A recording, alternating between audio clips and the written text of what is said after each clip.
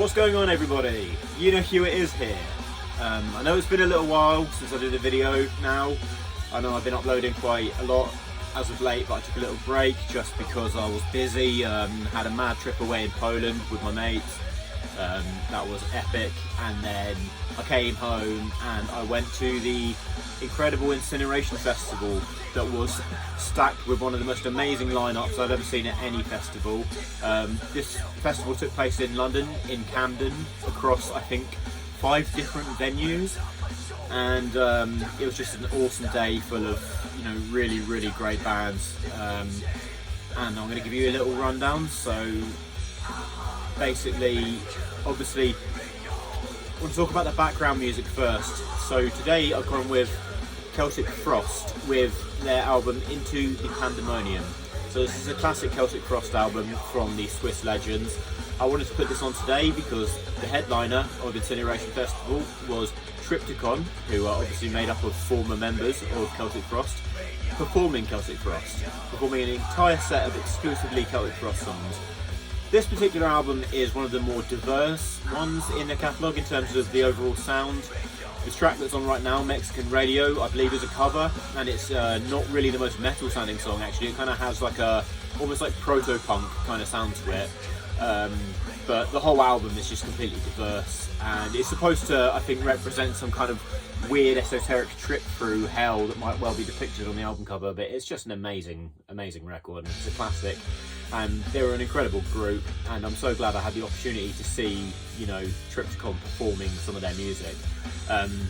When they headlined the festival, they played my favourite Celtic Frost song, which is off of their final album. It's the song A Dying God Coming Into Human Flesh, and after playing it, they announced that Celtic Frost nor Triptychon have ever played that song live, so that was really awesome.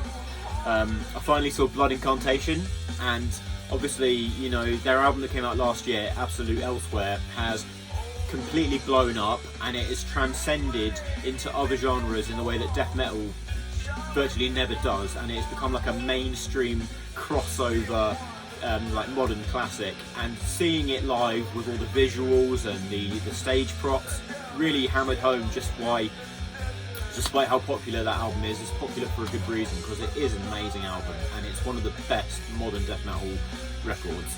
It's such an achievement. Finally got to see Cryptopsy, the current iteration of Cryptopsy, so no Lord Worm. It's very far removed from their classic 90s era, but they put on a very solid show, and they played some stuff from their new album that they've got coming out soon enough.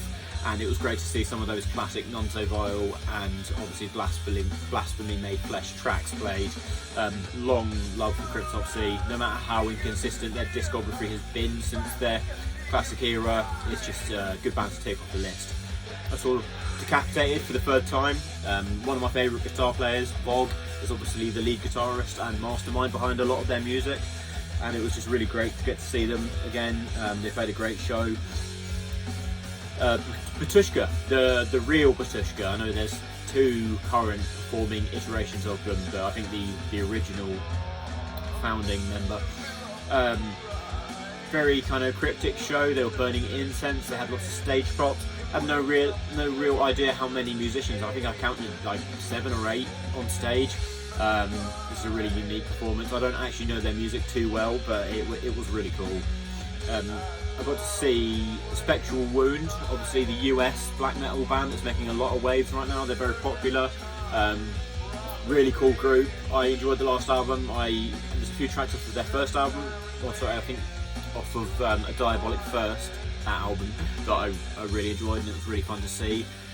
As well as Coffin Mulch, who I caught for sort of 20 minutes, who are this kind of, I think they're from Scotland, but they play like this kind of chainsaw grindy brutal death, and it was just really fun.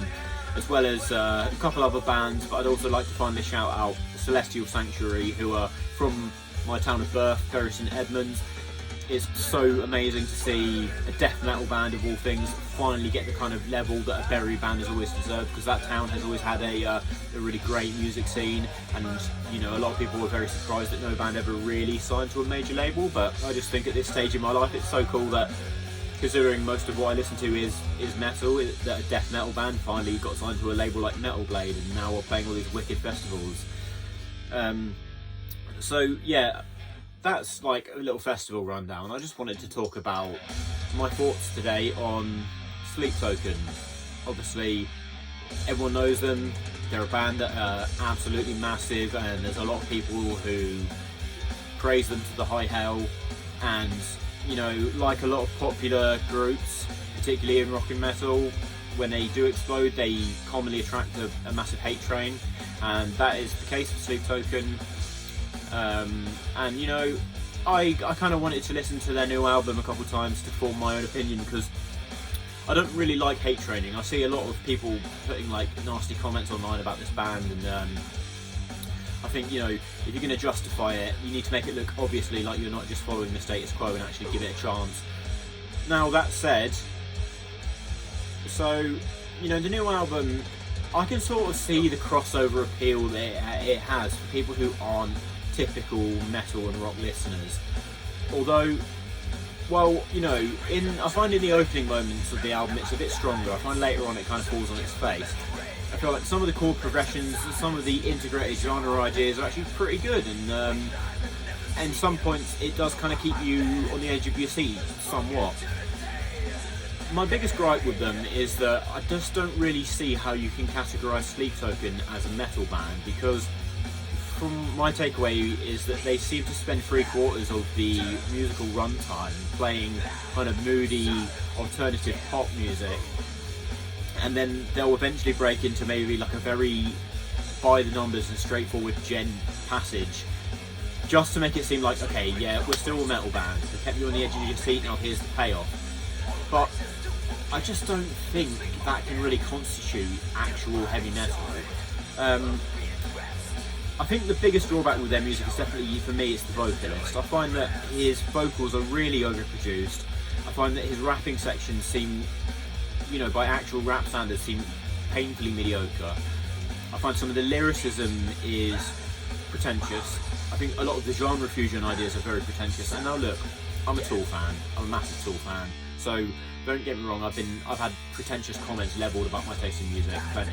But I feel like if you're gonna tackle subjects that seem grandiose and deep, everything really needs to substantially back it up. And you know, with some of the artists I like, I kind of feel like I can make that argument for them, but I just feel like with Sleep Token, it all comes across as a bit shallow, dressed up. It's very window dressed up as something that's more sophisticated and more profound than it really is.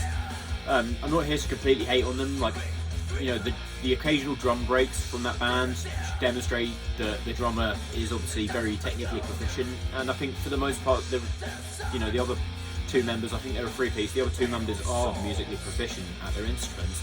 I think the biggest drawback is the vocals. I think a lot of the pop elements, if you're somebody that actually listens and takes seriously and is always seeking out good, like moody, contemporary pop music, you might listen to the stuff on Sleep Token and recognise that by those standards, it's not very well produced. Everything sounds quite synthetic, and the drums often get very washed out.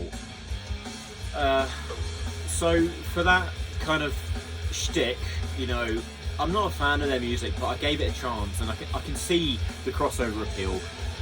The trouble is, you know, it might attract new fans into the music, but I kind of feel like it's, you know, how I felt about deathcore when I was first getting into like more extreme forms of metal.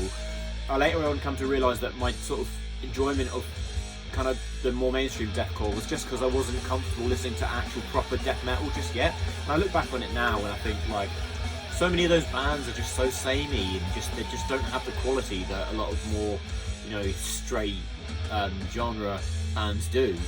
But look, I'm not here to tell you what you can and can't listen to. Taste is entirely subjective. If you listen to the Sleep Token and you think they're the second coming of Christ, more power to you. I don't know how their headlining set that download is going to go down, because, I mean, like I said, 3/4 of that set is most likely going to be dark pop music, which seems a bit strange, but props to download for giving a new band a spot, I guess. So yeah, guys, that's all I really wanted to talk about today. Just a little one, just to air my opinions about a couple things, and, you know, just to break silence because I haven't uploaded in a while. Yeah, so look forward to more content coming soon, guys. As always, stay brutal. You know who it is.